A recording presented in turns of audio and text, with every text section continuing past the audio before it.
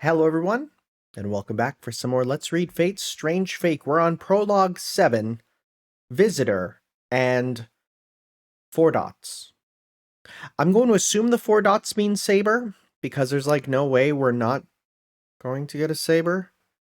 In fact, I'm like 90% certain that there is a saber, because I remember seeing art of what looked like a cool saber dude, and well, we'll see. We'll see, right? It all depends on how much I know, which is very little. I'm actually mostly avoiding looking up as much as I can about this series. So, with that said, let's take a look and get started on this chapter. It's a pretty long chapter. We'll see if we can do it all in one. It might even be that I have to break it into 2, but we'll see. We'll see. Prologue 7, Visitor and blank. The woman was a traveler who had arrived in Snowfield, unaware that the Holy Grail War had begun just half a day earlier. She entered a drugstore while checking something on the screen of her mobile phone. She asked the man minding the store whether there was a cheap single-story motel nearby. The drugstore clerk wore a Mohican haircut, or a Mohican rather. Mohican. That's a North American tribe, right? See, I'm used to more Mohawk, but I think Mohican is what they go by. I'm pretty sure. They're not a Canadian tribe, so I don't know much about them. Anyways, wore a Mohican haircut that clashed with his friendly manner, and gave the woman directions to a motel. He suggested some better motels nearby in the same price range, but the woman politely refused. The Mohawk's sporting man looked at her strangely until he eyed her hands and the nape of her neck.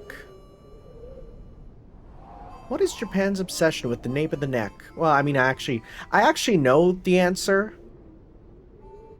Don't ask why I know. Don't ask.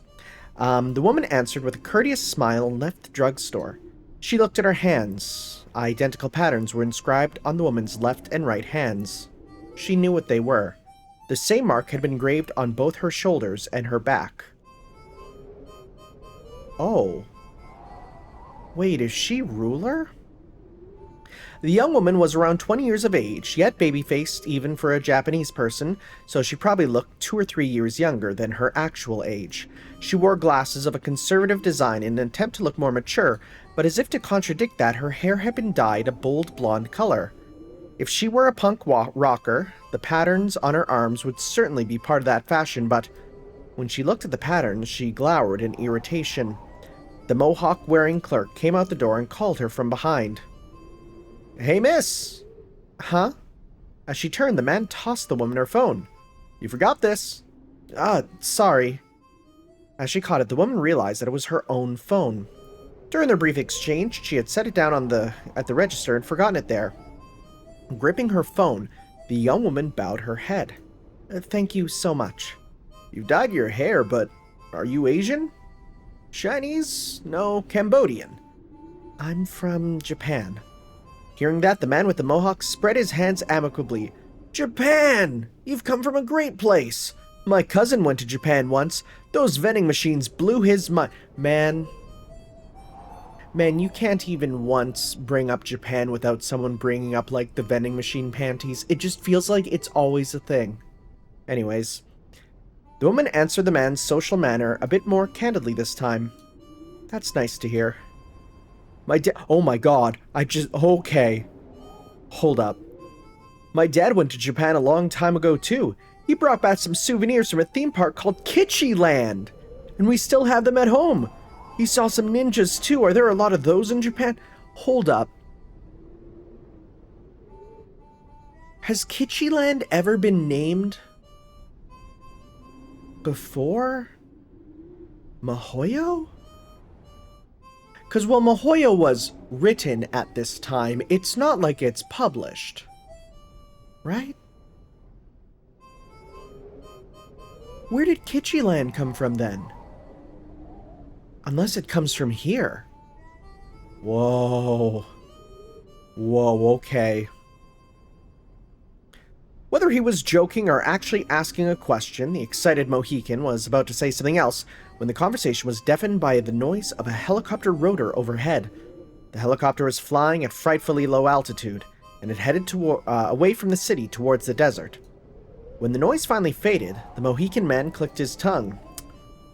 Those choppers have been flying around since this morning. Damn it, they're ruining my business.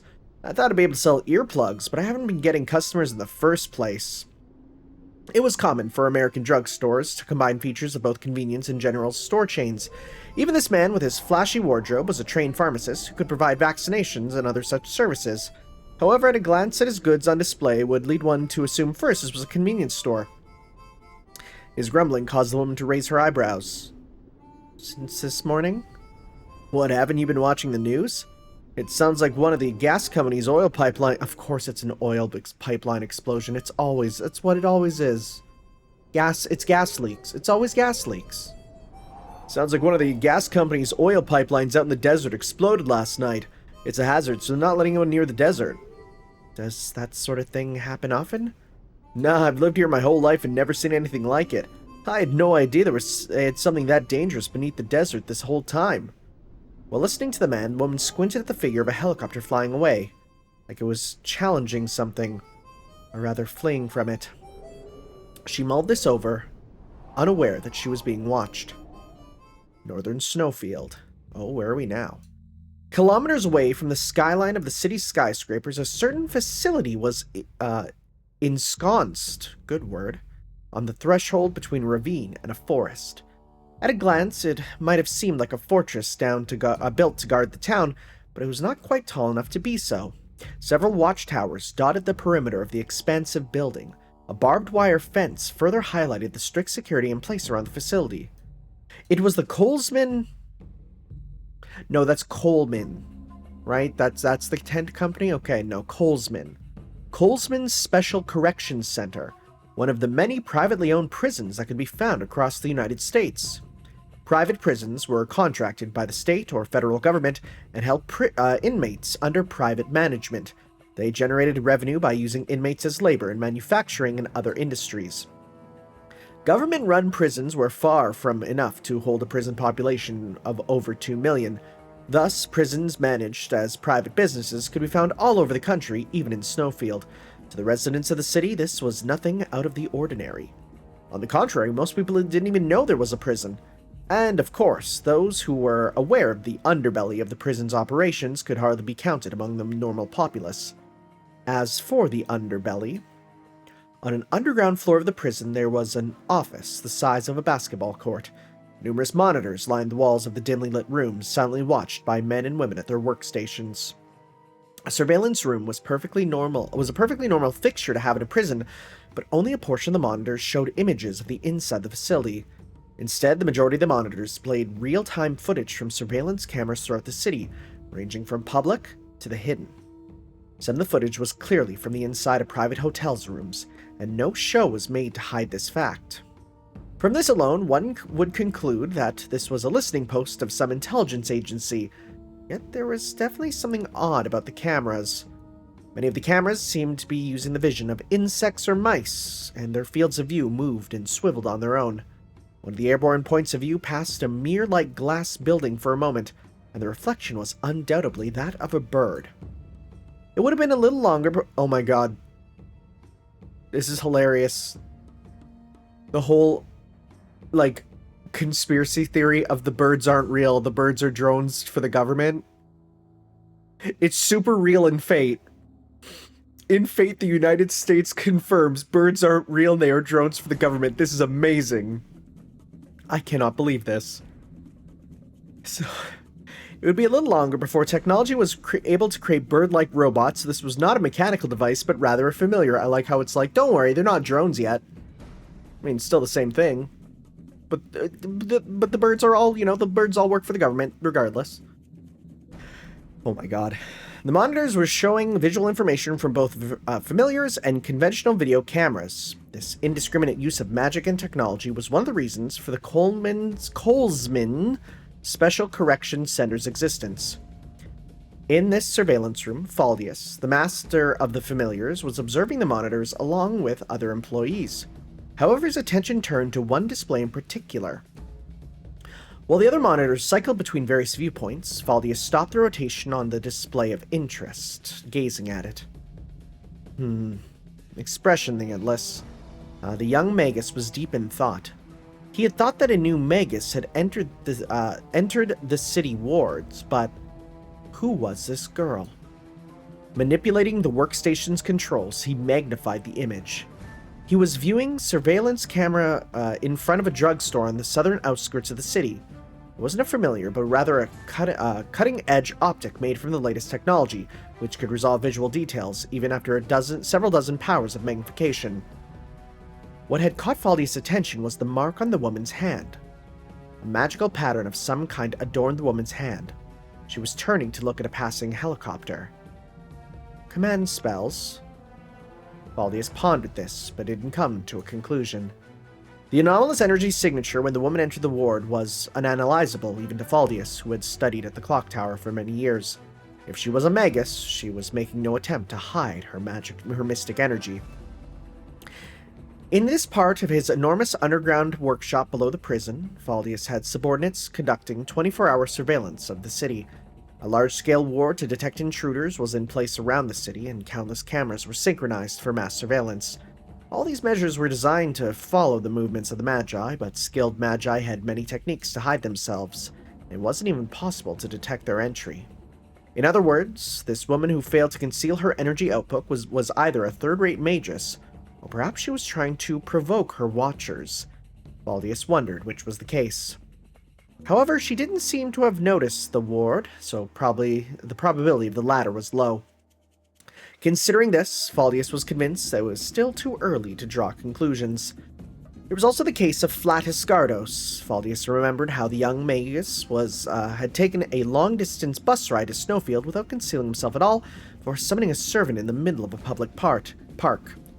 As Rongel's disciple, Faldius had managed to avoid becoming embroiled in the inner politics of the clock tower without compromising his cover. But even he heard the rumors of Flat, who had been nicknamed the Accidental Phenom. Lord Elmaloy II was a Magus who had participated in the Fourth Holy Grail War and survived unscathed. He taught lectures on modern magical studies, which was derided as a worthless subject, but in the space of several years he had produced a number of excellent magi under his tutelage, earning him a reputation as the genius counselor. And the pupil that had been under his wing the longest was none other than the young Flat Escardos. Faldius had believed that the chances of Lord Elmo II's participation were high due to his previous experience, but he hadn't expected Elmo II's pupil to come out here on his own, nor had he thought that Flat would repeatedly take actions that would be senseless from a Magus's perspective. Then again, it was just another bullet on the growing list of events that fell outside of Faldius's calculations, such as the unique Lancer heroic spirit, or whatever mysterious plot the Kuraoka couple was up to. Faldius hadn't lost his composure, but he couldn't conceal the frustration in his expression at the trouble this whole affair had become, as he watched the woman in front of the drugstore with the command spell-like markings on her hand. "Should we contact the police chief?" asked one of Faldius's female employees while also watching the monitor. He shook his head. "Stand by. We'll continue gathering intel on Flat and the Silver Wolf for the time being." "Yes, sir." "We might have an alliance, but this tidbit isn't something to be leaked to the other side." Faldius's own information network was rather different from the surveillance system that the chief and police employed over the city. Furthermore, his personal knowledge surpassed that of the police chief. The primeval hero, Gilgamesh, and the successor to the land's native guardians, Tine Shelk, the enigmatic heroic spirit with what was believed to be powers of transformation, and an eccentric of the clock tower, Flat Escardos. The Kuraoka couple, whose activities were unknown aside from the fact they were confirmed to still be at home. The Silver Wolf, created as a magical regent, and the heroic spirit hypothesized to be Enkidu. Aside from these, there was also Jester Karchur, a powerful master candidate whose workshop had appeared to be attacked. Numerous burned corpses and one desiccated corpse had been found. Perhaps a servant had gone on a rampage, or the master had decided to kill his disciples for some reason. People were still chasing the leads. The heroic spirit that the Kurokas summoned interests me after all. They would be enemies once the war began. That had been the deal, but it was strange for them to have made no moves at all. A magical call had been made to the Kurokas to verify. When a lifeless voice answered, "Sorry, we've got important business, so we don't have time for the Holy Grail War," Faldius inferred that something abnormal might have happened. There shouldn't have been anything more important than the Holy Grail War to the Kuroka couple. Yet this was too odd for a bluff. There's a possibility that they could be under powerful hypnosis by a third party, but the Kurokas weren't inexperienced magi. If they were hypnotized or otherwise controlled, then it would likely be a high-ranking magus. Faldius couldn't ignore the possibility that the Magic Association had dispatched an elite agent. In that case, Escardos' actions might be some sort of bizarre feint. Well, even for a feint, they would just be too weird. The spooks in intelligence could sort this out. There were still other matters to worry about. The familiars that Faldius and his subordinates had deployed to the desert had lost connection yesterday. Other magi had sent countless familiars to the area, but those had been largely annihilated in the clash between the two servants. Faldius was aware of this, but something odd stuck out. Including Faldius' own, multiple familiars had been discovered in an unconscious state. The unconscious familiars had strange sores on their skin. Once it is believed they were afflicted by some curse or disease, they've been sent to the laboratory for analysis. Okay, so here's something that people pointed out to me that I think is pretty important. Well, it does say pestilence as the actual, thing for the servant in this. That is a creative liberty taken on by the fan translators. Officially, the servant, its name is Death. It is actually the rider, the Pale Rider, Death. Because Pestilence, I thought Pestilence was the Pale Rider, but no. It is, I think that one's the White Rider? I don't know, I don't remember each of them. I just know, how they all kind of work in... I know how they all kind of work in SMT, right? But regardless, that is something to point out, that officially, while it is like a disease and it kind of works like pestilence, I think it's the closest thing that we could actually probably think is that it's more like a combination of all of the riders, right? Like it's even though death is like the official representation of it, which makes sense because all of them kind of eventually become death. The best thing to think of is, it's like I think it seems like it might have bits and pieces of each. Of course, as soon as we get the actual anime, we'll know for sure based on what they call it. So,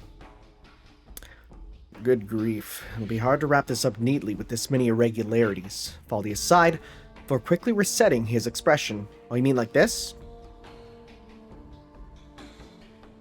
Just a funny gag. I have a reset expression button, so I wanted to use that. So, don't worry too much about that. Miss Eldora assigned level 2 surveillance. The woman on camera B357. Yes, sir. After giving the order, Faldius slowly stood up from his chair. As he made to leave the room, he turned to the monitors displaying the interior of the prison. Men and women were displayed one by one in what appeared to be separate rooms. Soon it'll be time for you to move as well. Finishing his inspection of the sinister-looking people, Faldius muttered to himself as he left his workshop. Honestly, these 7 days are looking so fun it makes me want to puke. As he left the room, a monitor displayed a view from the helicopter. It was evidence of the clash between two heroic spirits. Carved into the earth and baked into glass by extreme heat and pressure was a massive crater, several kilometers across. Oh. Las Vegas, Nevada. Actually Vegas, so we're somewhere else? That's a little interesting. So, again, I'm trying to figure out where Snowfield actually is. I assume not too far away then from Vegas if we're going here now, unless we're somewhere else. We'll see. Curious for sure. It's curious. A strange chapel was built atop a certain casino.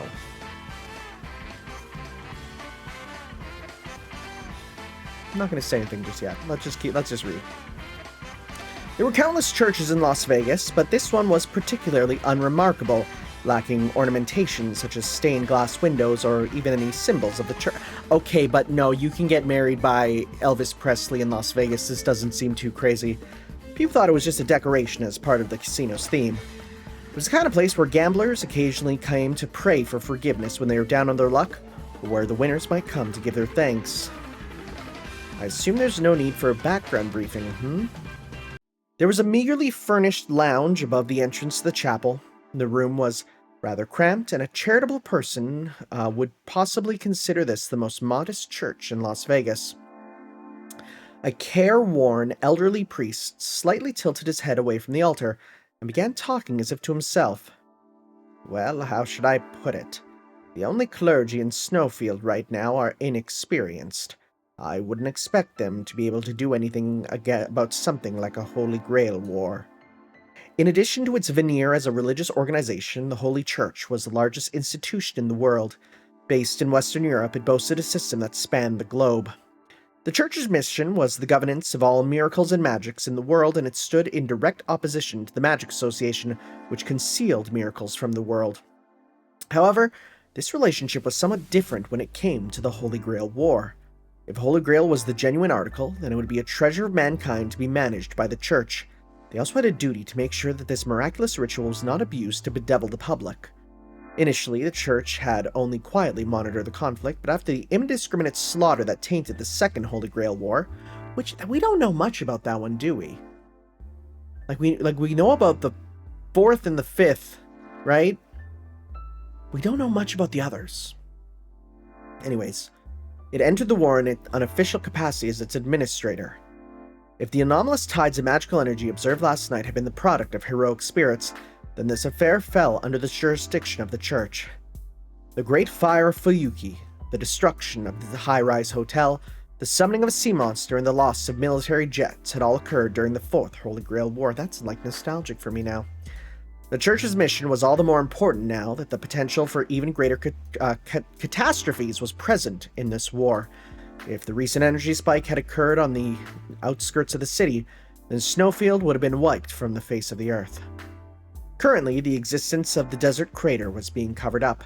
Someone was exercising magical and political power to prevent leaks via every avenue, be it satellite imaging or the press. During the past Holy Grail Wars in Fuyuki, the Church had moved to conceal knowledge of these highly visible accidents as part of their mission to administer the sacred artifact. This time, however, the Holy Church was not involved with the incident in the desert. This was a point of grave concern to the assembly of the Eighth Sacrament. Okay, Eighth Sacrament. Isn't the Eighth Sacrament isn't it about worshipping false idols? Eighth, I'm Googling it right now because I'm curious. Sacrament. The Eighth Sacrament is, oh, never mind. No, I'm thinking of the commandments. Oh, there's 7 sacraments. Okay, so the 7, right, sacraments are, guys, it's been a while since I've actually gone to a church. The 7 sacraments are baptism, confirmation, Eucharist, reconciliation, anointing of the sick, matrimony, and holy orders. Not a Guilty Gear thing. But then this is saying like, oh, this is the 8th. This is, okay. It had been determined that the cover-up currently underway in the desert was operated by neither the Holy Church nor the Magic Association, but rather a third party with the power to control law enforcement and national intelligence agencies. Oh my god, please tell me the US government is the one doing this, please. Oh my god, this will be amazing. The Church didn't have all the details, but at the very least it was clear that the federal government of the United States was involved. Oh my god. The President of the United States is going to be related to magic, and please give me the Metal Gear Rising of fate. That's all I want. Normally, one would think that the Church officials should be thanking these outsiders for relieving them of this most troublesome job, but also carried the implicit message, your power is unnecessary to this Holy Grail war. Bluntly put, someone was telling them to piss off. There were some who resented the notion and found it unforgivable. These would be those who presumed to watch over the people of Snowfield. Other voices of different intent spoke of entering Snowfield's Holy Grail by force. Holy Grail War, rather. And so the order had come down to the priests in closest proximity to Snowfield. who were qualified to be the war's administrators, to proceed to the city with all due haste. Okay, so yeah, they must be by Las Vegas then, if this is a close one. Yes, how to put it indeed. These are direct orders from the headquarters of the Assembly of the Eighth Sacrament. I'm reluctant to have you leave town, but there isn't anyone else in the immediate vicinity of the site, The priest seemed rather timid as he continued his spiel. If you don't go, then the next best choice would be me, but look, action's really more your thing, yes? You see, I think someone with more stamina is better suited to the task this time. Well, if we are in a state where the Holy Church had more pull, we could force the government to do what we want, but we're not as strong here. Well, give it a few years, and let me tell you, the Church will have a lot of power over the United States government. Hey-oh. It was true that the Holy Church had the power to move nations, yet this was only true in countries where the Church's influence was strong. Oh, this is wild. In America, the Holy Church's influence varied by state. This is just, it's so wild that it's literally talking about how, like, the current elected president of the United States gives the Church of Fate more power. Because it's like, yeah, it would. But it's weird to think of, and especially weird to actually be put up into this. The Church could only apply considerable pressure when circumstances such as the elected president and public opinion were favorable. In the states where the Church's influence was weak, however, it would be difficult to manipulate events. Even in the case of Fuyuki, Japan, it had only been possible to hush up numerous disasters thanks to decades of preparation for the Holy Grail Wars. The covering up of incidents such as the loss of fighter planes had required political capital from every possible angle. Well, that's the story. They probably targeted an area where our influence was weak to set their plans in motion. The gospel had been slow in reaching Snowfield in particular due to loud opposition by the native tribe in charge. His eyes still on the Bible in his hand, the old priest turned to face a part of the chapel. Are you listening?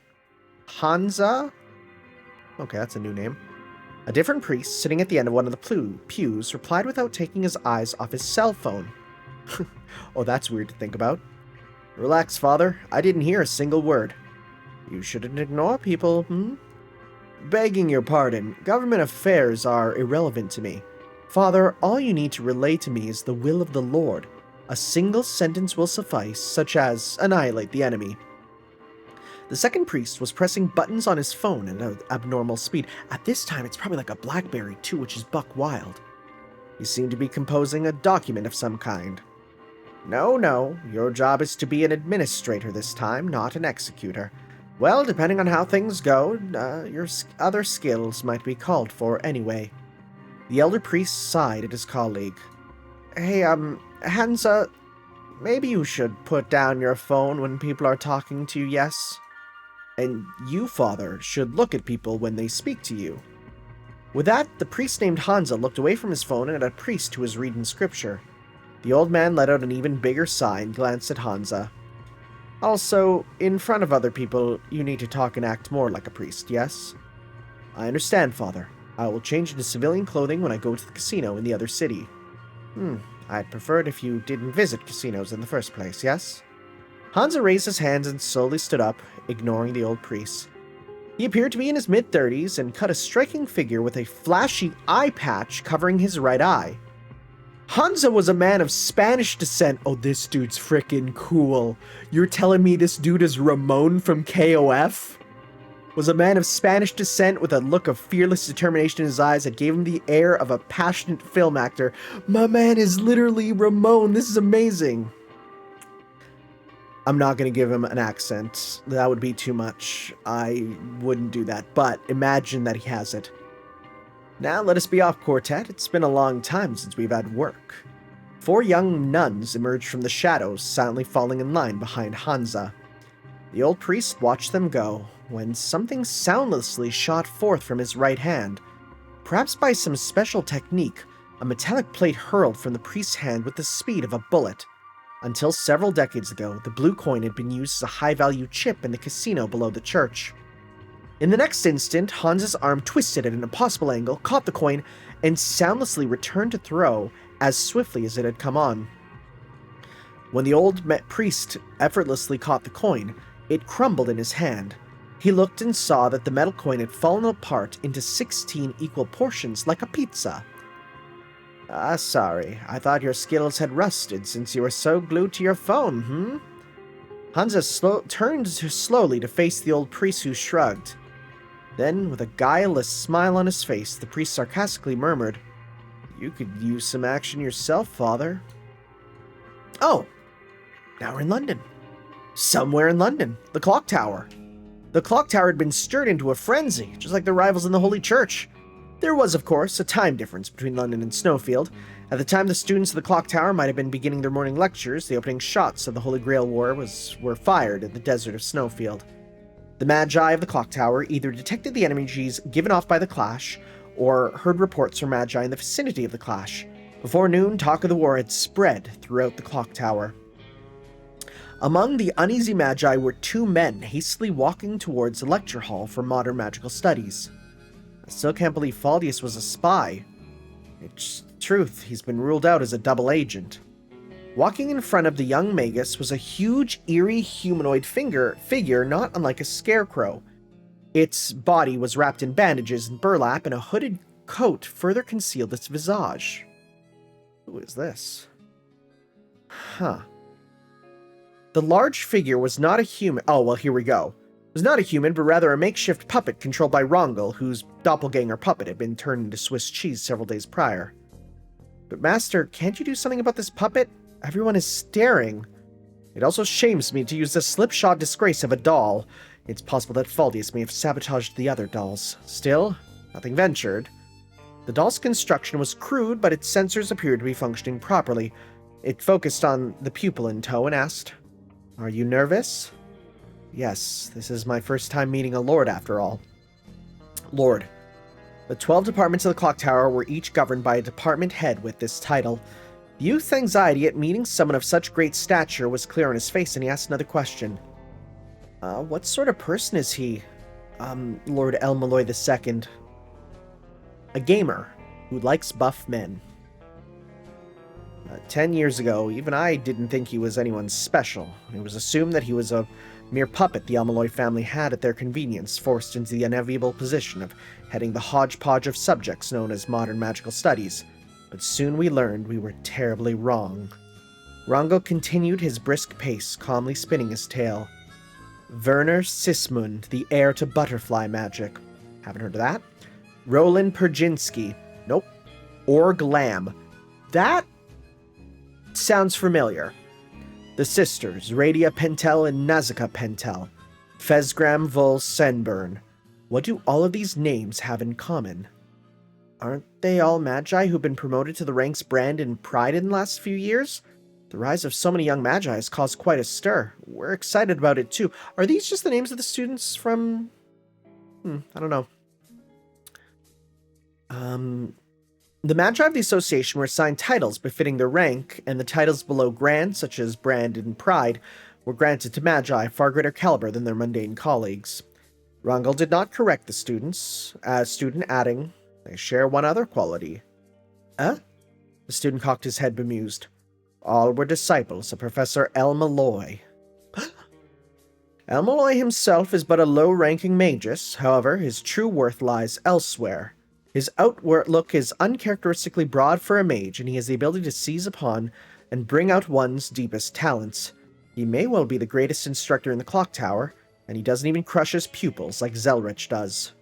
The student gone speechless with disbelief. Rongel continued. Oh, also, yeah, I totally learned about who the guy who was calling the phone. That is a Fate Labyrinth thing. We will get to that at a later time.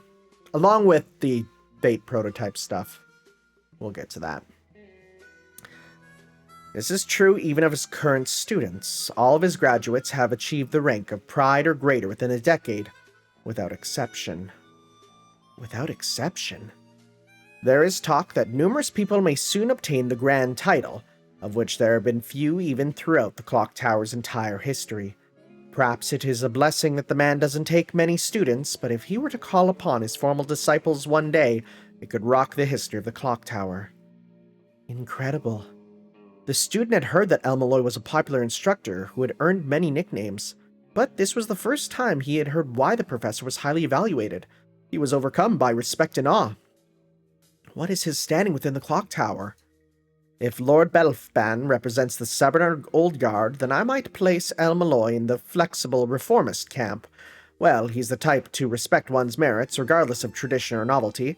Rather than label him a conservative or a reformer, it would be most accurate to call him a neutral party. Rungel offered one last word of advice to the student before they made their visit. Don't assume you'll be able to figure him out with a glance. You'll be the one that gets taken apart instead.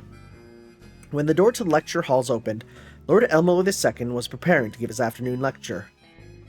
Mr. Rungel, what can I do for you? Despite his status, the soft-spoken lord didn't seem to project a particularly unapproachable aura. It is quite bold of you to hold normal lectures in these circumstances, Lord. I considered suspending classes, but there is only so much I can do in the situation at this time. Thus I judged it best to return the atmosphere of the clock tower, now so agitated, to its usual calm. Such humility.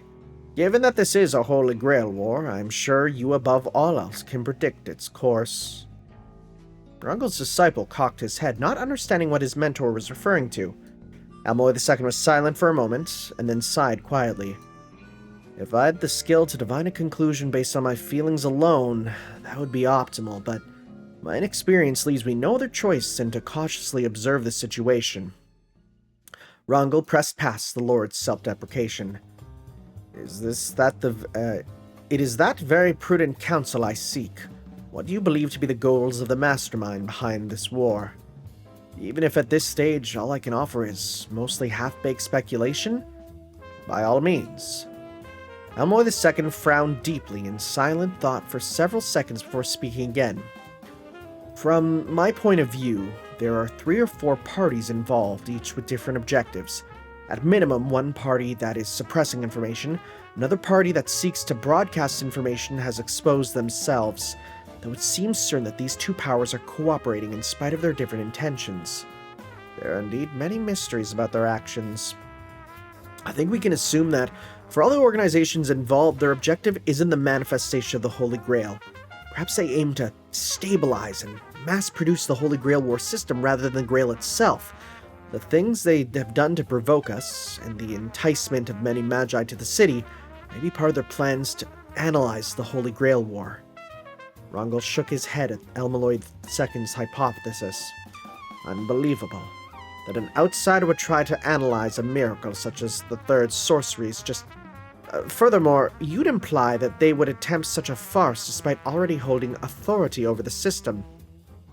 You're right that magi aiming to reach the root would never entertain the thought. However, the fact remains that many powers and ideologies are involved in this conflict. Among them... Elmo II temporarily stopped speaking, take a deep breath before continuing. This is little more than a guess, a prediction based on a hunch, but there is one more thing. One more? You might find this difficult to understand and possibly quite unforgivable.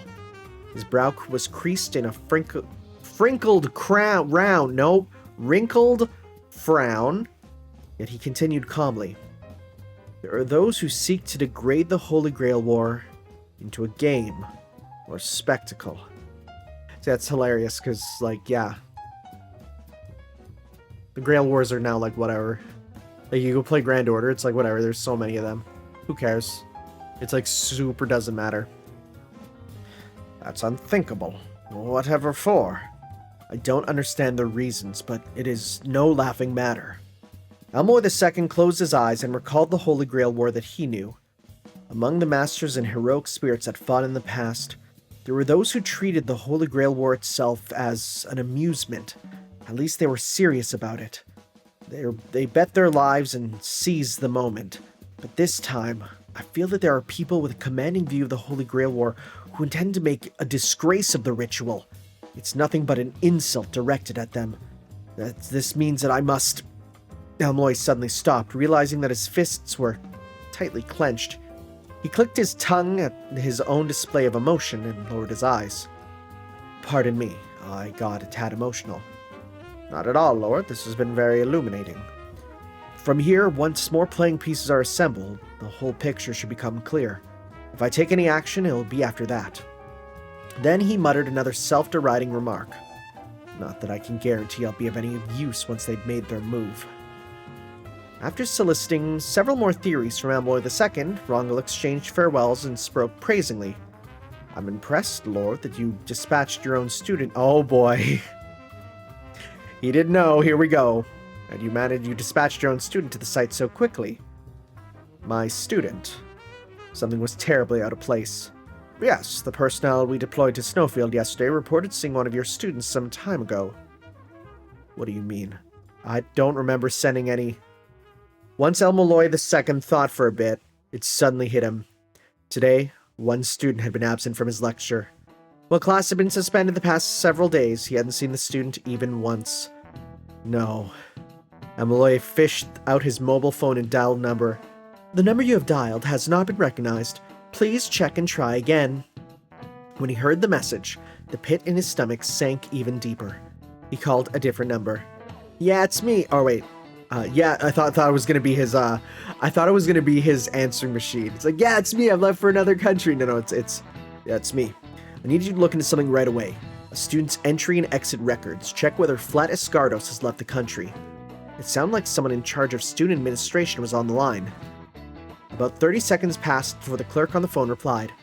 "Mr. Escardos boarded a flight to America 3 days ago. The reason for his visit was tourism. He left a note. 'Thanks, Professor. Long live the London Star.' What could it mean, I wonder?" "That's all, thank you." He answered quickly and ended the call. Then, numerous memories of Flat ran rampant in Elmloy II's mind. From petty mischief as coming into someone's room and registering his user ID for a new game as London Star, which, yeah, that was another thing. The London 9 or whatever star, that was not real. Instead, it was supposed to be like that. To contaminating his honorable sister's mercury-made mystic code with knowledge from a strange movie.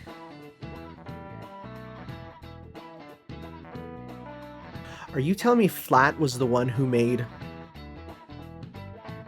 the maid? Who made Trimau be like the Terminator? Shut up, that's amazing.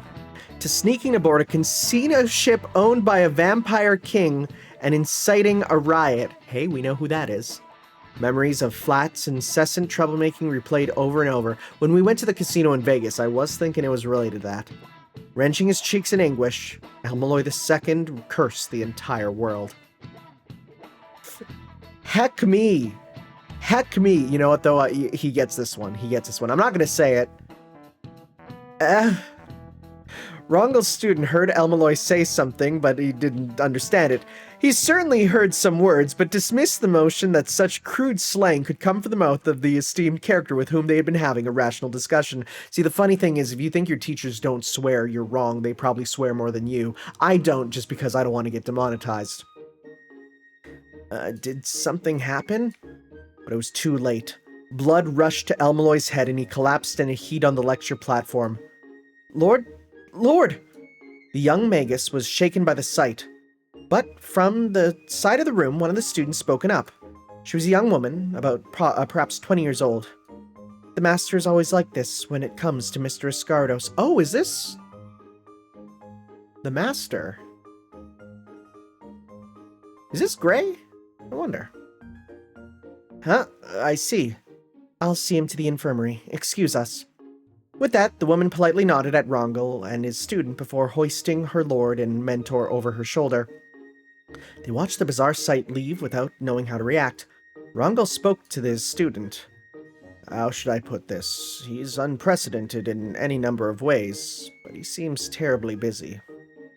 Yes, you're right. Let's leave it at that. A heavy sigh breathed from the mouth of Rongel's puppet, followed by a remark tinged with pity. There would be no humor in the death of the Lord of the Clock Tower from the likes of overwork. United States Snowfield Police Station. Sup, dog? Morning, bro. In the middle of the police chief, in the office of the police chief, Orlando responded to the screeching phone call with a dour expression. It's the middle of the afternoon. Get back to work. Hey now, you trying to work your servant to death? Anyway, listen, I asked you to hook a brother up with some ladies, right? Why didn't you throw in one of this country's delicacies while you're at it? Just so you know, I ain't forking nothing over. You're buying. Please tell me this isn't the only reason you called me. You got a problem with that? There's either a bluff to hide Castor's embarrassment or a test of some kind. Having decided this, Orlando decided to try sincerity. I'm sorry for hanging up on you last night. You've probably heard the news by now, but what do you think about this incident in the desert? The women and whatnot had to be small talk. As a fellow servant, Castor probably wanted to discuss the battle that had occurred in the desert. What are you talking about? What went down in the desert? Castor's confusion was clear over the line. Didn't you even notice? Well, I drank myself to sleep last night. I was just calling to tell you about this fine broad I saw on TV. It seems I was a fool to expect anything from you as a heroic spirit, Orlando muttered in exasperation as he moved to hang up the phone. Don't call me again. I'll call you. In truth, Orlando had resolved to ignore Castor from now on and pass any necessary messages through his secretary. Damn, bro, you cold to that Francesca? Francesca? I don't know who that is. Francesca? I'm going to say Francesca, just because it's easier. Chick 2? Francesca. A chill ran down Orlando's entire body as Castor uttered her name. Perhaps sensing the chief's reaction over the line, Castor cheerfully continued. So you're finally listening. Or maybe you'd understand better if we talked about that Faldius dude? Your Kuroka friends from Japan are a hot topic too, yeah? You bastard. How much do you know? It was possible to share memories and perceptions between master and servant. However, since the chief had completely shut off the link to his servant, Castor shouldn't have been able to read his memories. Then how did the man come to know so much of the classified information? Had he come to see what they were scheming and spied on them in spirit form?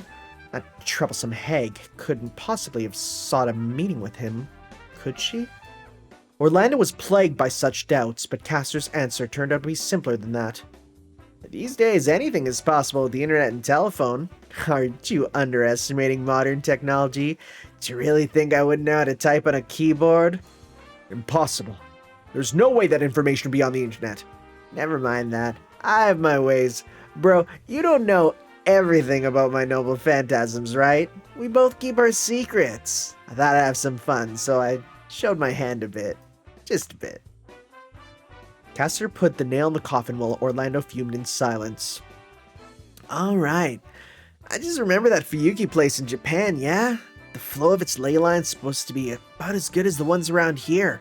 Well, it's not like you can sense ley lines to begin with, so whatever. Speaking of land, maybe I should dial up our little custodian, Tina Shelp, next time.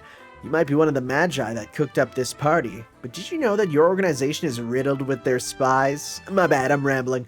Though, if this were one of my books, I'd write an even longer Okay, so he is an author servant, okay.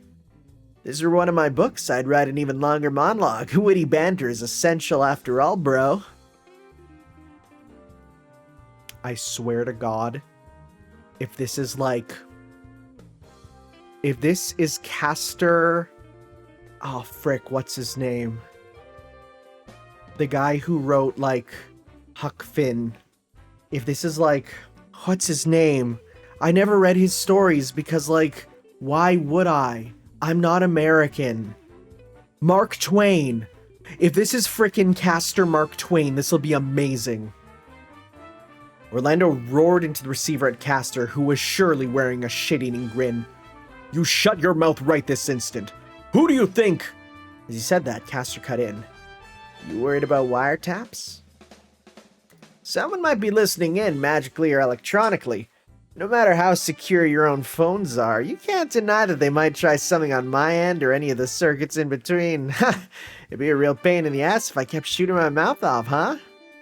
Castor was as flippant as ever, but the police chief felt an unfathomable pressure behind the servant's words. The thought of how Orlando had been so careless as to let himself be backed into this corner shook him to his core. Orlando took a deep breath. The chief had already regained his bearings and made his next move. I see. Allow me to apologize, sincerely apologize. It seems I have severely underestimated you. What's this now? Dude, you're creeping me out. I'm saying that I've grasped your abilities. If you still insist on flapping your lips, I have ways of dealing with that too. Oh, you're gonna enforce a gag order on me with a command spell? You know, there's a much easier way of doing that than just without wasting one of your precious spells.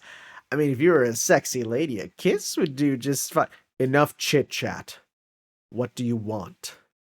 The police chief had completely regained his imperious composure. I told you, bro. Treat me to some good eats. That'll be enough to seal my lips. You can bet your ass I won't be fighting on the front lines. Instead, I'll be writing this farce into one hell of a novel. Until you snuff it, at least. I have no clue who this is. But it'd be really cool if it's Mark Twain. I don't think it is, but then again, if it's American, we'll have to see. We'll have to see. Night. Snowfield's central intersection. 7th Street contained an assortment of Snowfield's essential features, such as the Crystal Hill Hotel Casino and City Hall.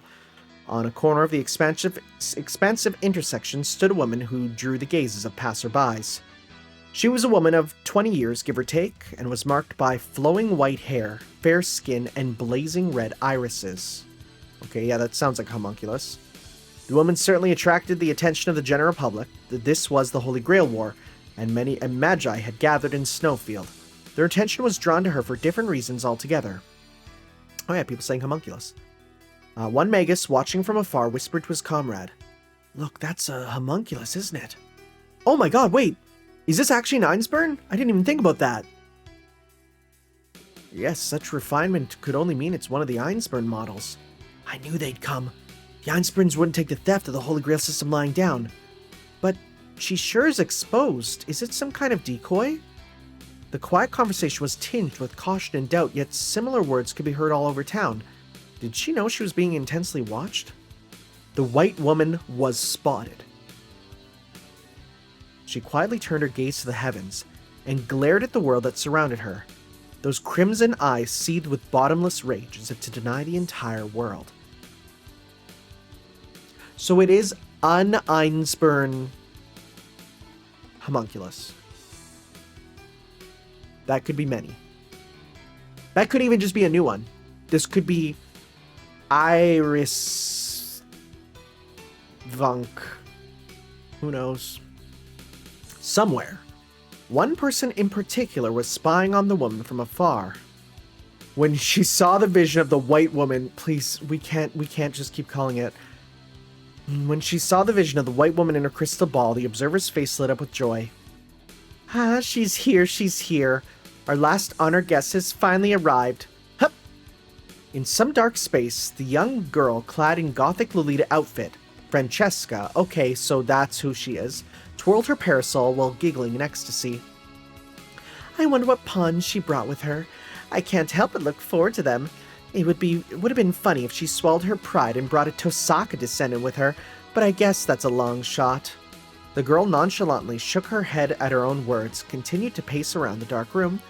Anyway, it's all starting. It's finally time to flip this joint upside down. I gotta do my best. A moment later, the crystal ball radiated light and projected numerous images all over the walls and ceiling. It showed the King of Heroes walking alongside Tine, and Lancer and the wolf inside the forest.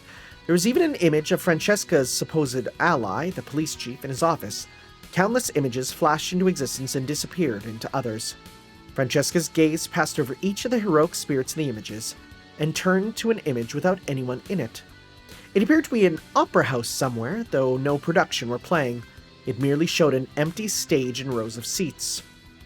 For a brief instant, the figure of a person appeared in the empty space.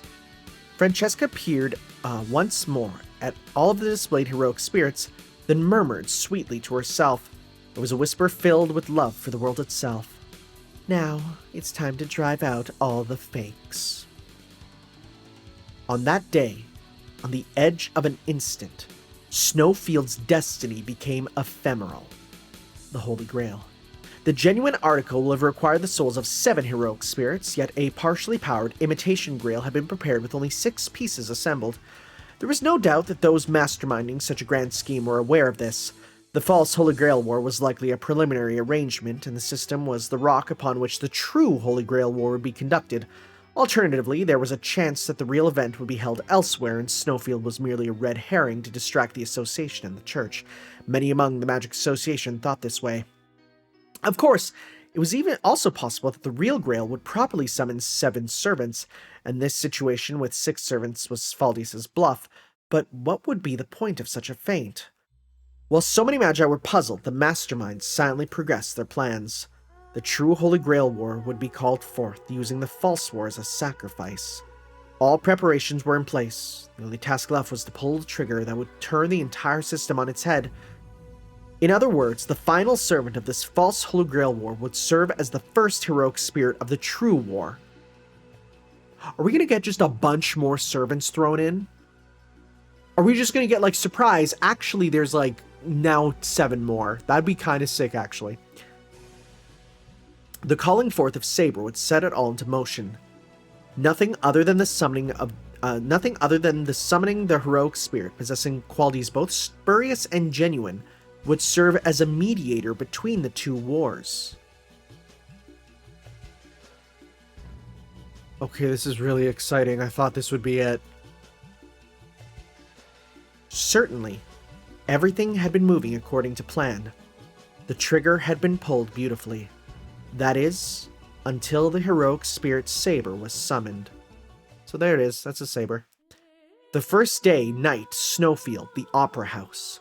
A short distance from the center of town, there stood an opera house that was built around the time Snowfield was founded. It was a building with easily 50 years of history, and its evident age was accompanied by a solemn air. Currently, no shows or plays were scheduled. In fact, any new production had been delayed for at least a week in light of limited renovations in progress. The hall was normally shrouded in silence, but tonight was slightly different. On the dilapidated wooden stage, something dramatic was underway. There was neither an audience script nor performance to speak of, yet one could only describe the sight as theatrical. Was it a tragedy or a comedy? The figures upon the stage didn't know. I ask of thee, art thou my master? His voice was youthful, yet robed in gravitas. A mysterious man stood on the stage, his blonde hair tinged red here and there, his manner of dress immediately declaring him to be of European aristocracy or royalty. He seemed to be in his late teens or early 20s. The man had a handsome profile, while his eyes gleamed with a bestial air. Just the sight of him evoked feelings of being devoured whole. The sword he gripped in one hand radiated the vestiges of magical brilliance. Yes, vestiges, meaning the faint glow of the sword was the trace of it having been swung just moments prior. It was an attack far short of the heroic spirit's full strength. Nonetheless, it indeed left its mark on the opera house. The audience seats on the ground level were wildly pulverized. The mezzanine and upper levels had been completely destroyed, and even some of the ceiling had been blasted open, allowing the starry night sky to peek through. Simply put, the heroic spirit had destroyed half the opera house, which had been the pride of the entire state. The man looked back and forth from the corpse tumbling from the stage to the woman with glasses who had fallen on her hindquarters. Then he spoke in an attempt to calm her. Be at ease. I don't sense any civilians caught in the blast. However, the bandits even fled. They did well to get away from me. It was too late to give chase, however. The woman heard his calming words, but the only word resounding in her mind was the one he spoke earlier. Excalibur!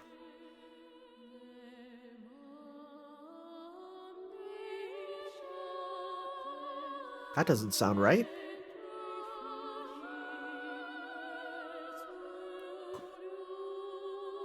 Sword of Blank Victory. Is this Arthur? Like, prototype Arthur? What? He had shouted this as he attacked and obliterated half of the huge building. The woman grasped her situation again as she racked her brain. Why did she come to this place?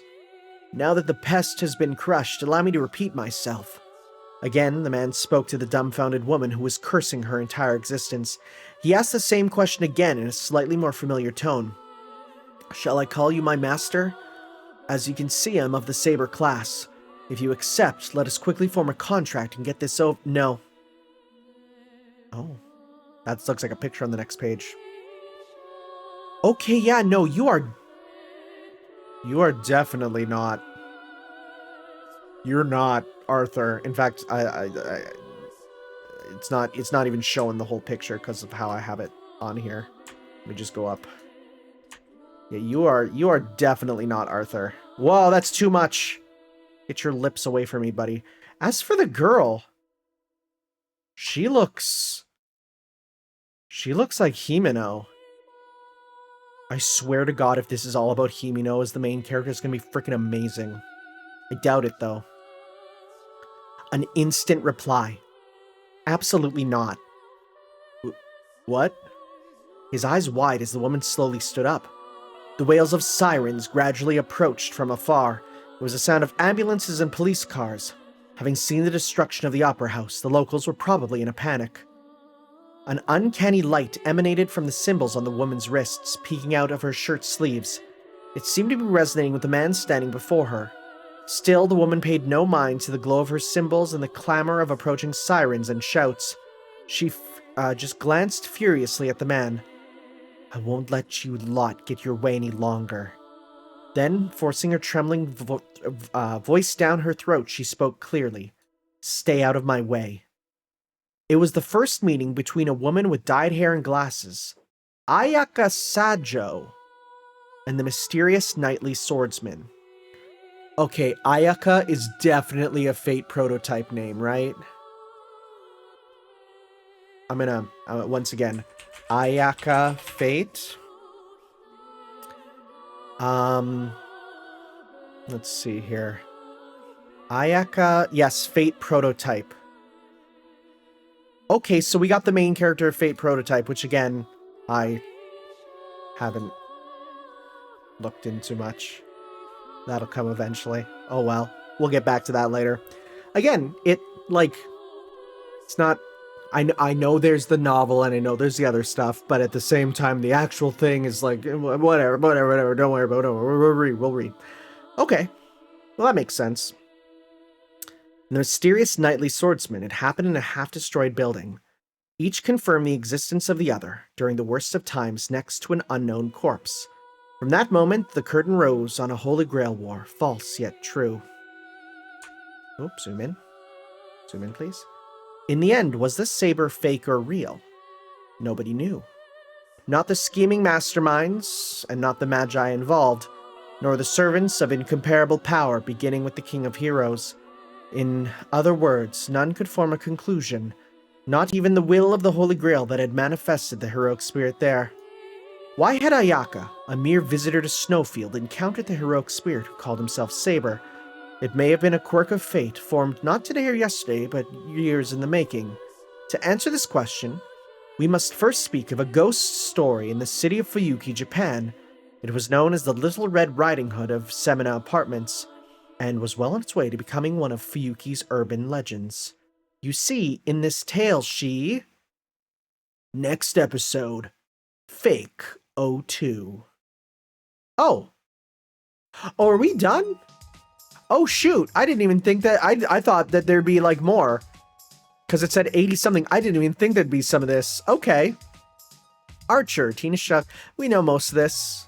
Yeah, okay, oh this is good though, this is good info. I am going to have to, yeah, because it's kind of partially cut off, so I'll be making it a bit small. Wait. Okay, just wait. Wait. I need to actually make it so it can be seen. Just give you a moment. I didn't think this would be a problem. Because normally it cuts off before the bottom of the page. Okay. Okay, so that should be fine there, roughly. Okay.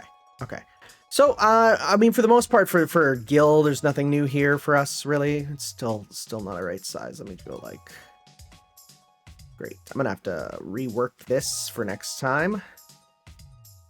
Okay. There we go. Okay. So, Golden Rule, Divinity. Just looking for anything new here, because, yeah, this looks... Okay. All of Gil here is normal. Understand. Okay, Enkidu. Master is wolf, is a wolf. Okay, so it's a chimera, but it's a wolf. Gender, none. Height and weight, adjustable. Interesting. Interesting. Only noble phantasm is A++. The rest are variables, right? Yeah. Transfiguration stats are situationally distributed based on a fixed pool of creation points. That's cool. A still granted due to being an automatic doll. High rank equals high amount of creation points. So you basically can just put it wherever you want. That's cool. Highest rank of presence detection. Good. Magic resistance based on... so the transfiguration goes up and down. The noble phantasm... Okay, so... Oh, they have a couple hidden noble phantasms. Oh, that's interesting. Enema Elish is there. Bind the gods. Counterforces known as Alaya and Gaia's powers flow into the keystone made of light. Cool. Cool. Alright, yeah, we know most about that. Oh, no! We only get those two? Oh, no! Okay, well, sounds good. Alright, let's see this. It's an afterword. Come on, there we go. No. Oh, this is going to be annoying to have to... I'm going to make just another view here after that I can easily do this. Okay, so hi, Narita here. This work is not an original creation. It's a spin-off novel based on the Fate works by Kinoku Nasu-san and Everyone Type Moon. I'll leave out the particulars of how I came to write the spin-off, but it started as a prologue to a non-existent game called Fake, written for April Fools. At the time, the story ended with the protagonist, the player character, arriving in the city once Lancer's prologue was over and to be continued the game itself. I have now been given the nerve-wracking opportunity to continue it as a novel. The Fate series was created by Type Moon, led by Nasu Kinoko-san and Takeuchi Takahashi-san. This work's strange fate was sparked by the tremendous energy of the setting. I could try to explain what makes the original work's Holy Grail war system so engaging, but I couldn't do it justice. Instead, I recommend you try the original Fate. You should. Currently on rave reviews on the PS2, PS Vita, and smartphones, then Hollow Ataraxia, just released on the PS Vita for yourselves. Also the works by other authors, Zero, Apocrypha, Prototype, Himuro no Tenchi. Okay, so Himuro is there. Lord Elmaloy, the second Case Files, the Extra series, and the comic spin-off Prismalia, as well as the various animated versions. Sorry, I'll stop. Anyway, as one tributary of the great stream, I'll be happy for readers unfamiliar with Fate gain an interest in the original, while Fate fans think, what's this idiot doing with the setting? And read with popcorn in one hand, like you're watching a B-grade shark movie. I'll do my best to make sure both readers have a great time. Dear Type Moon fans, considering the character who appears at the end of the book, she's not the same one as the one in Fate Prototype. They're from different universes for a start. In answer to this question, well, what about the one in Himuro no Tenchi then? All I have to say is this, I can't categorically deny any connection. Confusing you by making you wonder, the one from Himuro no Tenchi can't have gone bad, can she? Or did she come from a universe? Was always an option, but a different spin-off already took that route, so I abstained. Instead, I'll leave you asking, well, what is she then? I look forward to unraveling the mystery in subsequent volumes. I suspect many Fate fans are wondering, this is set up the original Fate, but which route's future? I hate to say this, but it's fake, so it follows a mystery route. Interesting. I'll leave the rest to your imaginations. In the extra chapter, the two observers leaf through a lot of pages. Oh my god, there's so much here. You can assume the world's route changes with each of these pages. Nasu-san has already written about Gil and Kido in CCC. Oh, I didn't know that they'd be in that. Well, I'll get to that one day. I've done my best to tell a story from a slightly different starting point so that even people who've already had their fill of the pair can enjoy it. The biggest difference is already in the first volume. It really does feel, as Nasu-san writes in the commentary, like I was supposed to follow the rails but went airborne while no one was looking. Still, I trust Nasu-san himself will write the dismantling war that those rails, the proper future of the original Fate, led to within the next few decades. Do we tell him? Okay. So I'll keep flying and do my best to put a spectacle in the skies, although it's also possible I'll fall to my death a few seconds later. Or so I say, but Nasu-san keeps a watchful editorial eye on the world of Fate. Nasu, I once said that all of Elmaloy's disciples achieved the rank of Grand, didn't I? That was a lie! Narita! Read character materials. Come on, Narita, throw away the old setting and come at me. Setting inconsistencies don't scare me, I'll crush you. That aside, Nasu explained the latest setting details about the Mage Association of the Holy Church provided me with an editorial oversight on the evolving world of Fate. He gave me particular attention to points like the words used by a certain master of sorcery in the extra chapter. Yes. Now for the saber who appears at the end of the book is not the same as the male saber from Prototype. Okay, thank you for confirming. As for who he is and where he comes from, there are already several hints in the book. Try and guess while you wait for the next volume. My editor, Anan-san, and my Dura editor, Wada-san, who I caused more than trouble for because Durarara SH and this book went on sale at the same time. All the concerned parties who I'm indebted to through their spade for novels, beginning with Urobochi Gen-san, Higashide Yuichiro-san, Sakurai Hikaru-san, Mashi Etro-san, and Sanda Makoto-san. Team Barrel Roll, who did part of the servant background research for me, Mori Shizuki-san, who did wonderful illustrations for this book, in addition to coming up with the near simultaneous comic. Oh my god, there's a comic version? Shoot! We're gonna have to read that later, too. And most importantly, Nasa Kinoku-san, who created Fate and wrote a wonderful commentary for this volume, everyone at Type Moon, and all the readers who picked up the book and made it this far, thank you very much! Now then, I suspect it will be a long haul, and I appreciate if you bear with me as a palate cleanser between other Type Moon works.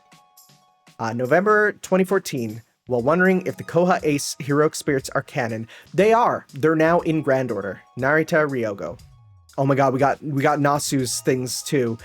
Okay, let's talk about fakes fighting originals. Whether they're bootlegs or epigons, once their values start to differ from that of the originals, question of real and fake disappear. The same goes for pseudopigraphia. If the creator's beliefs are contained in the stories they tell, then that is someone's truth and not a mistake, etc. I thought I'd expound on taboos by way of preface, knowing full well that plunging into these topics in this industry just reeks of danger. Pleased to meet you, Dengenki Bunko readers. This is Nasa Kanoko, writer of Fate Stay Night. First of all, congratulations on Fate's Strange Fake beginning publication. 95% of the story is Narita Ryogo's creation. About 5% is the story that forms its basic setting. A novel game called Fate Stay Night. Okay, so yeah, we know all about that. The density of the material in that short work called Fake, as well as its intriguing choice of setting and impossibility of predicting where its plot could go, led to continuous cries of "it was too good to end as a joke." Now, Takeuchi Takahashi, representing Type Moon, has made Narita Ryogo an official offer. He casually invited Miss Serena into our home tour with something like, I have to discuss something about Fake. Would you mind coming into our office? We were sizing up to explain the situation when Narita Ryogo, with stars in his eyes, unleashed the following counter. I was ready to get raked over the hot coals for doing it without permission, but I get to write a sequel? Yes, by the way, I've got enough plot for 5 books. That's not a problem, is it? I seem to recall the author of Zero countering in a similar fashion, but that's a story for another time. That's amazing. That's so good. With a sidelong glance at the speechless Takeuchi Takahashi, when this narrator unveiled the sprawling, the short version was sprawling enough, but that was just an introduction. Overall plot: as an author who loves ensemble pieces, he was in his element. His level of commitment convinced us that a simple project wouldn't suffice, and we rolled up our sleeves and officially reached out to Dengeki Bunko for cooperation, which they willingly agreed to. Before we knew it, it was underway. We ultimately ended up sending the series into the world as a simultaneous publication with its comic version. Again, I'm going to read the comic after the novels, as in not 1-to-1. Like, I'll probably, once I get to a point, switch over, right? We'll do, like, I'm not gonna go right on to the, that might be interesting to, like, double confirm my stuff. I'll see what people prefer. It might be interesting to go back and forth, but well, if it is simultaneous, then we could we'll have to see. Okay. This volume is a prologue, the first bars of the real thrill of the Holy Grail War that its author, Narita Ryogo, has been saving up for years. The fact that the prologue is really engaging. So far, most of it is just a ghost story that's been whispered about for the past 6 years, which will all be familiar to many readers. What comes next, however, is unknown. This is where the true, fake Holy Grail War starts. How will the Narita Holy Grail War that got its start on April 1st play out? As a reader myself, I can hardly contain my excitement. I can also hardly contain my nervousness, because really, Narita, did you honestly believe the plot will take just 5 volumes? It doesn't. There's more already.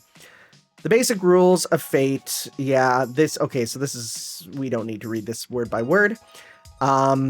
Gil and Enkidu's relationship.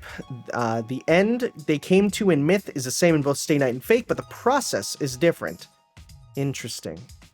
If I were to force myself to categorize each work, Zero is a world with the same terms as Stay Night, but which is subtly different. Apocrypha is a world that was up to the same point, that was the same up to a point, but is now completely different. The El Molloy Case Files is a dense story of Magecraft in exactly the same world, but with slightly different atmospheric density due to Sana Makoto's spice, and Strange Fake is a world that is somehow completely different despite having the same terms and reaching the same conclusion.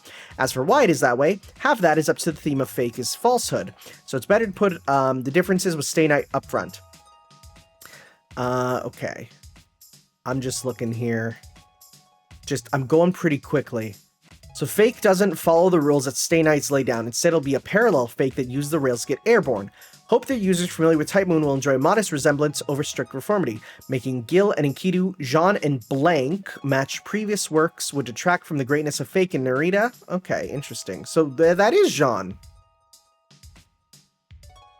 That is Jean then. But it's like a different Jean. Huh. Maybe. First volume has already proven that. Expectations summon one after another. Miraculous outside pitch thrown by the routine world of F. This is just him going kind of nuts. Okay. That's it. There we go. 72. We're done. I'm going to go to... I thought there was more. Wasn't it in the 80s that it said it finished? Am I crazy? No. Oh, it's because it's 180 with the starting pages. That's why. Okay, well. Well. This is really good. This is really good. Strange Fake is really, really good. As for what we'll do next, I don't know. I will ask my friends whether we should do the manga next or move on to the next volume. Regardless, I definitely have to get through the first 2 volumes before the anime, because people have told me that that is the for sure sort of end point of that. Regardless, though, thank you all for watching, and we will see you next time for some more Let's Read Fate Strange Fake, whether it's the manga or the next volume. We will have to see. Thank you guys, and take care. Ciao.